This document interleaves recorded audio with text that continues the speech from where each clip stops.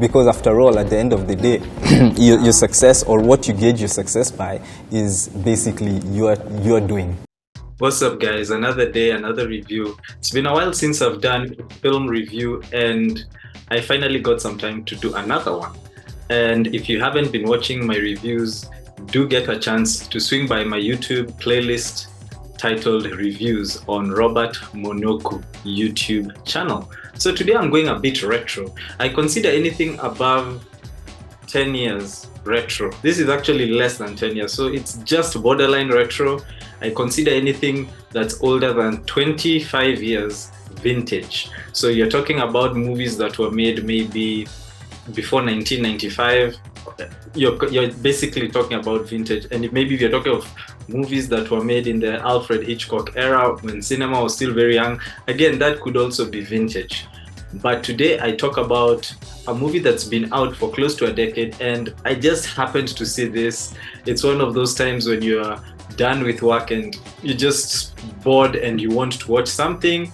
And I wanted to see what the fuss has always been about this movie, because when it came out, it had this ensemble of then really famous actors, and many people were rushing to watch it. More specifically, it had I think he's called William Levy, the Spanish telenovela actor who actually hit the screens when it comes to soap operas, both internationally and even here in Kenya. So people were really looking forward to seeing how this guy would do in Hollywood. And I would have to say the film which I'm going to review is Addicted, 2014, I think, directed by Billy Woodruff. I have to say that this movie fell short in so many ways. It fell short in terms of screenwriting. It fell short especially in terms of the way dialogue was crafted. Many times it seemed unrealistic. The setting was very much fantastic, in the sense that in real life such things seldom happen the way they portrayed them happening. And again, as I always say, film is meant to simulate real life, but at the same time maintaining the creative fidelity that makes it a work of art.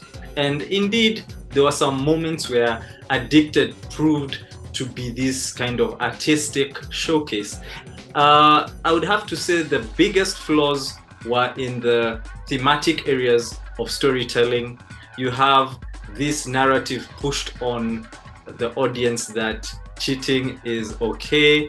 What I'm saying is this: we see a lot of double standards in how men and women are portrayed in film. For example, if you are to inverse the genders of this film, and we have everything that's happening from a man's point of view, you can imagine the uproar that would have been then about this film.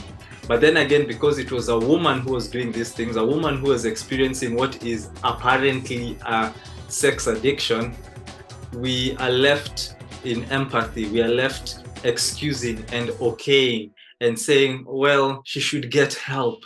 This is a problem. But imagine if it was a man portrayed as a serial cheat. This thing would have been cancelled probably. In this era of cancel and woke culture, this film would have been cancelled ASAP if it was the inverse genders. But now that's the thing. And the thing is, another flaw I found in this film, again thematically, it portrays men's sexual experiences and women's sexual experiences as symmetrical. And we know for a fact, without getting too much into it, it's far from it. Men experience sex differently. I mean, overall you can say it's similar, but they kind of tried to I don't know, they kind of lumped the experience that men would typically have with that women would have. Let me just give a very raw example. Men obviously spend more energy having, SE eggs.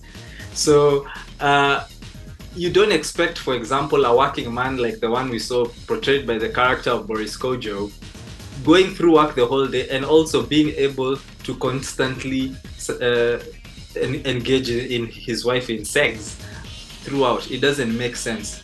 Again, because the energy men use. I mean, do you want a husband who will be in bed with you all day, or do you want someone who will work and provide? So again, these thematic areas are important because we must understand film is social commentary, and many people watching these kinds of films tend to believe that that's how real life is, and it's not.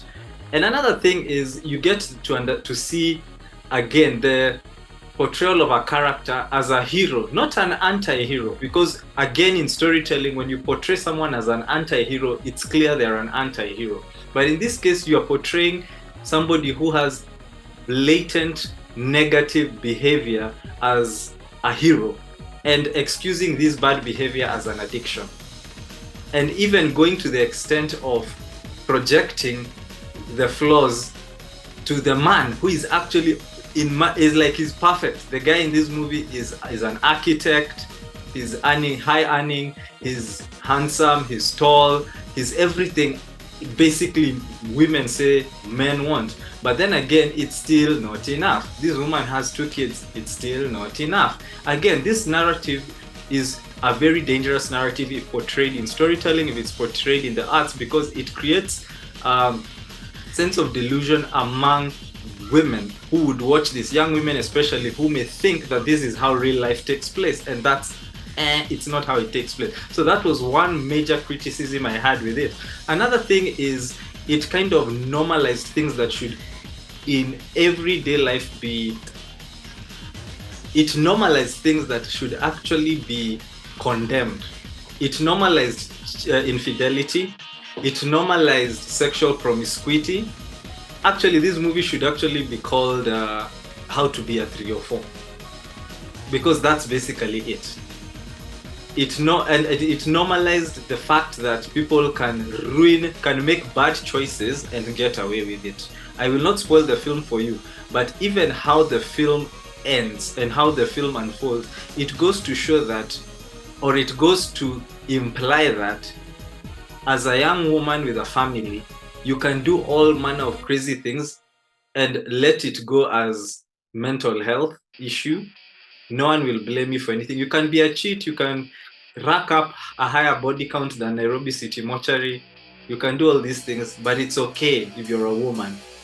It's okay. It's always someone else's fault. It's probably the man's fault or society's fault or even just mental health. That's the kind of thing this film and films like this reinforce. It reinforces negative behavior by women, negative, bad, poor choices, and it's like implicitly telling women you can get away with doing anything bad with negative outcomes and you'll be forgiven by society. And that is a very dangerous, false narrative. And also we see a part in the film which I felt was really uncomfortable, where her son walks in and she's just wearing a t-shirt and she has nothing else on. I mean, like, that again shows how deep into a pit of moral decadence we have come as a society where such things are normal. I mean, this film is on one side kind of talking about very pertinent, and then all of a sudden they're showing a young boy who is pre-teens walking into the bedroom and talking to his mom as if nothing is wrong, and she's wearing a t-shirt and nothing else. These are some of the things which just they made me really dislike this movie. It was terrible. So what do I rate this film? I would give this movie, my goodness, this is probably the worst movie I've watched this year. I don't know if I've watched a worse movie this year, but this is bad. And it's a retro. So imagine if I watched it when it came out. And right now we are getting more into this kind of films. If you see Netflix, there's a lot of these left-leaning, liberal, do anything you want without consequences kind of movies. And again, I think the bubble will burst. I don't know what you think. Watch the movie for yourself and let me know what you think. It's just a horrible pack of misdirection, of misrepresentation of reality. And anyway, let me just stop now. My rating for Addicted 2014 film is 3/10.